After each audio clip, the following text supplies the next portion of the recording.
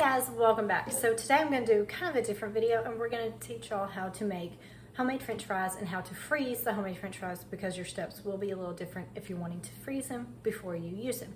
So first, go ahead and click that subscribe button and let's get going.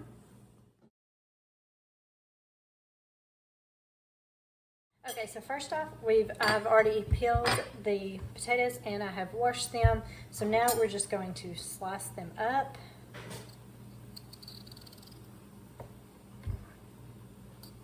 And you can make these however thick you want, or whatever style of french fry you like. If you want more of the steak fry, that's fine. Or if you want them bigger like that. Okay, and one thing when you're slicing your potatoes, you can either use like an apple peeler or an apple slicer, or you can just do the way I'm doing it and just slice it like that. And then we'll put it in our pot of hot water. We're only going to leave it in the water for about 5 minutes, and that's it.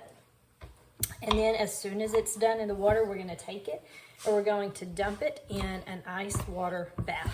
So while your potatoes are boiling, you can go ahead and get your ice water bath going, and we'll go from there.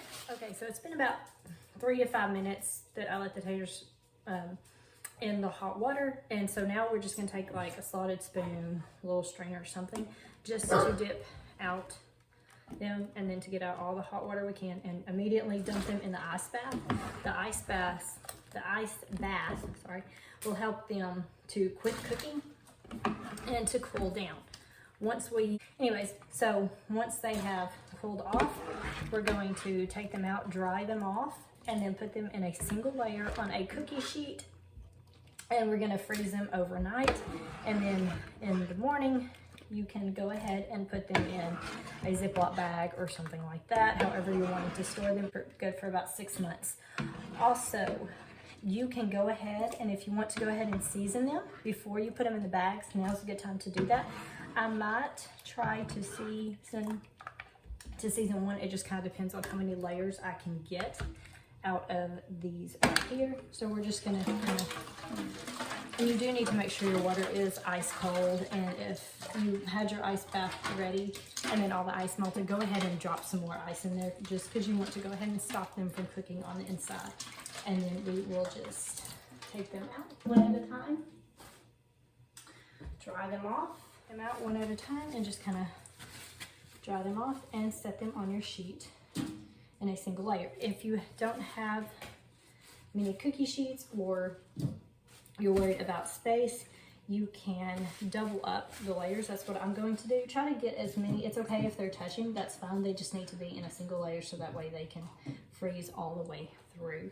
And if you need to, if I have enough, I'm going to double up my layers. So I'll put another layer of parchment paper down on top of these and put another batch on top of these. Okay, so once you have dried your potatoes and your taters and put them on the sheets in individual and single layers, the reason that you want to boil them is just so that way they become nice and soft on the inside. You can see how easy that breaks and how it's still soft on the inside, but the outside will be nice and crispy when we put it in the air fryer or deep fryer or baking, something like that.